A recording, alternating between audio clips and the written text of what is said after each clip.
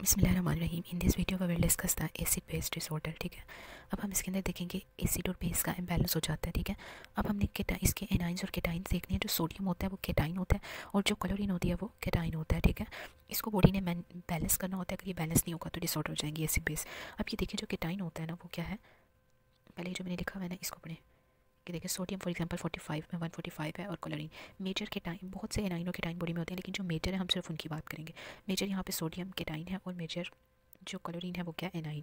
ठीक है, अब यहाँ पे देखें जो सोडियम है ये लगा लेते हैं 145 है, क्लोरीन जो है वो 100 है और 20 है बाइकार्ब और 25 ऐसे आइन है जो कि अनमैयर, जिन्हें हम मैयर नहीं कर सकते। जिन्हें मैयर कर सकते हैं वो क्लोरीन, सोडियम और बाइकार्ब है।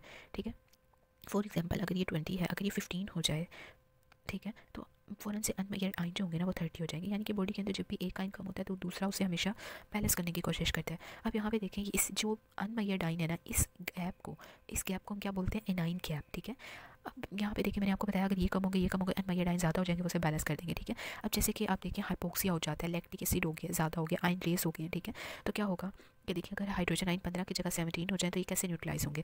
अब यहाँ पे उन्होंने कहा है कि जब एसिड ज़्यादा होगा किडनी को मैसेज आएगा कि भाई तुम्हें एसिड ज़्यादा हो गया, बेस को रीअब्सॉर्ब करो ताकि वो न्यूट्रल हो। ठीक है, वो 15 से 17 हो जाएंगे। न्यूट्रलाइज किया गया, अब इसमें न्यूट्रलाइज तो कर लिया, इसको हाइड्रोजन आइन मेंटेन हो गए। ठीक है, अब बाकी ये देखें 2 बाई कार्बन है ना, तो क्या होगा कि 2 कार्बन वाटर बनेंगे और 2 कार्बन डाइऑक्साइड। अब ये जो कार्बन डाइऑक्साइड ज़्यादा हो गया मतलब एसिडोसिस होने का खतरा है, तो कार्बन डाइऑक्साइड को वो सांस के जरिए बाहर निकाल देंगे। ठीक है, ये थोड़ा कॉन्सेप्ट है, अब हम इसको यहाँ से देखेंगे इंशाल्लाह समझ आ जाएगी। Metabolic acidosis is characterize by the basically क्या है कि जब पीएच कम होती है तो हाइड्रोजन आइन ज़्यादा होते हैं।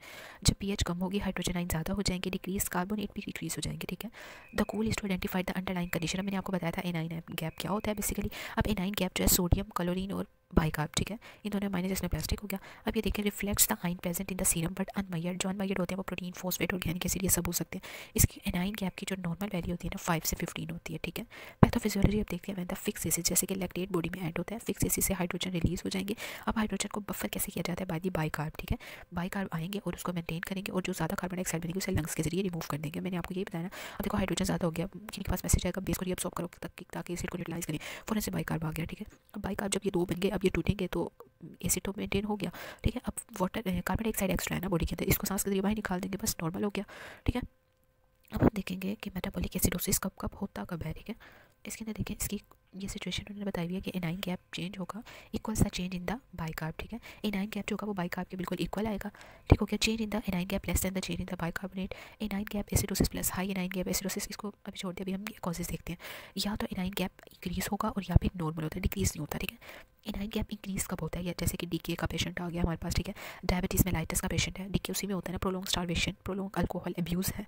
ठीक है, लैक्टिक एसिडोसिस हो गया क्योंकि टिश्यू परफ्यूजन कम हुई है, ऑक्सीजन की शॉक स्टेट हो गई है, एक्सेसिव एक्सपेंडिचर ऑफ एनर्जी है, रीनल फेलियर है, जो अमोनियम आयन थे वो डिक्रीज हो गए थे। ठीक है, इंटॉक्सिकेशन के अंदर सैलिसाइलेट यानी कि एस्पिरिन जो है वो ज़्यादा ले लिया किसी ने, जैसे कि सुसाइड करने के लिए कुछ लोग ले लेते हैं एथेनॉल एथेनाइल ग्लाइकोल। ठीक है, जब ये बॉडी के अंदर ज़्यादा हो जाएंगे, किडनी बेसिकली क्या करती है कि हाइड्रोजन को सेक्रीट करती है। सीकेडी होगा तो सेक्रीट नहीं करेगी, तो बाइकार्ब जो होगा वो रीअब्सॉर्ब नहीं हो रहा होगा। ठीक है, सीकेडी की इसमें ये बात आ जाती है, रीनल फेलियर की जो मैंने भी आपको बताया। ठीक है, अब इन सब के अंदर एनाइन गैप इंक्रीज होता है। ये यूक्यू भी आया हुआ है कि एनाइन गैप इस कब इंक्रीज होगा। ठीक है, जब बाइकार्ब एब्सॉर्ब नहीं होंगे और हाइड्रोजन आइन ज़्यादा ही होता रहेगा तो क्या होगा, एनाइन गैप इंक्रीज हो जाता है। ठीक है, अब किस में, कीटो एसिडोसिस में, लैक्टिक एसिडोसिस में, रीनल फेलियर में, इसके अलावा एस्पिरिन में। ठीक है, टिश्यू परफ्यूजन, इन सब के अंदर क्या होगा, मेटाबॉलिक एसिडोसिस, ये इंक्रीज एनाइन गैप था। अब हम देखेंगे normal anion gap. Normal anion gap जो होता है ना, ये कब होता है, हाइपरक्लोरेमिक मेटाबॉलिक एसिडोसिस के अंदर। इसमें बेसिकली क्या होता है, इसके अंदर जो अनमैयर्ड, मैंने आपको बताया था एनाइन गैप किसे कहते हैं, अनमैयर्ड आइन को।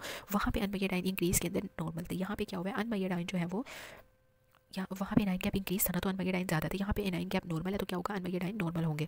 ठीक है, बाकी दोनों जो है वो कम और ज़्यादा होते रहेंगे, सोडियम क्लोरीन। ठीक है, अब ये देखिए उन्होंने बताया कि नॉर्मल एनाइन गैप कब होता है, हाइपरक्लोरेमिक मेटाबॉलिक एसिडोसिस के अंदर। यहाँ पे क्या होगा कि बाइकार्ब ही लो होगा, is associated with the high chlorine, chlorine high होगा जबकि एनाइन गैप नॉर्मल होगा।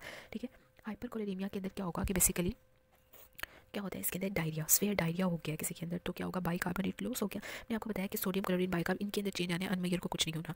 ठीक है, यहाँ पे क्या होगा, बाइकार्ब लॉस हो गया तो क्या होगा, जो HCO3 और क्लोरीन आइन है ये क्या हो जाएंगे, ज़्यादा हो जाएंगे। ठीक है, अब ये उन्होंने बताया कि नॉर्मल आइन गैप एसिडोसिस कब होता है, अगर रीनल लॉस हो गया, बाइकार्बोनेट की प्रोक्सिमल ट्यूबुलर एसिडोसिस हो गया। फिर डिस्टल प्रोक्सिमल कब होती है, जब डिक्रीज होगा HCO3 reabsorption in multiple myeloma, cystinosis और विल्सन के अंदर।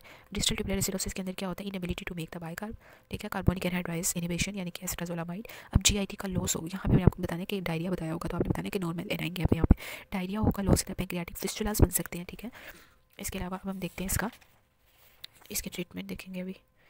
इंक्रीज एनाइन गैप और नॉर्मल एनाइन गैप की जेल आपको समझ आ गई होगी जो मैंने बताया। अब इसके क्लिनिकल फीचर क्या होंगे कि उसके अंदर जो मैंने आपको बताया था कार्बन डाइऑक्साइड को उससे सांस के जरिए बाहर निकालना है, तो डीप रिथमिक ब्रीदिंग होगी जिसे हम उसमें रेस्पिरेशन भी कहते हैं, ठीक है। ये एसिडोसिस डीके के अंदर भी आपने देखा होगा कि उसमें रेस्पिरेशन होती है। It is less prominent when the acidosis is chronic. अब इसमें कार्डिक आउटपुट जो होती है वो कम हो जाएगी, परफ्यूजन भी कम हो जाएगी, और एसिड का लेवल चेक करवाएंगे तो वो कम होगा। एसिड का लेवल इसमें कम होगा तो कार्डिक परफ्यूजन आउटपुट हाइपरटेंशन हो जाएगी। अब हमने इसे डायग्नोस कैसे करना है, ये तो इसके फीचर्स थे, ठीक है। इसमें हमने हिस्ट्री इंपॉर्टेंट होती है, एनाइन गैप को कैलकुलेट करेंगे, ठीक है। विंटर फार्मूला जो है इसके जरिए हम देखते हैं, बेसिकली ये इतना लिखने की जरूरत नहीं है, बस एनाइन गैप हम ब्लड में पीएच देख लेंगे, उसी से हमें पता चल जाएगा। अब इसका ट्रीटमेंट जो होता है ना वो डिपेंड करता है ऑन द कॉज पे। Sodium bicarbonate is some time needed, some time वो कह रही है बाइकार्ब की जरूरत पड़ती है क्योंकि वही कम हो जाता है नॉर्मल एनाइन गैप में, मैं बता रही हूँ। इसके अलावा आप उस पेशेंट को मैकेनिकल वेंटिलेशन देंगे ताकि अगर तो पेशेंट हाइपर वेंटिलेशन की वजह से फटीग हो गया ताकि उसे नॉर्मल किया जा सके, ठीक है।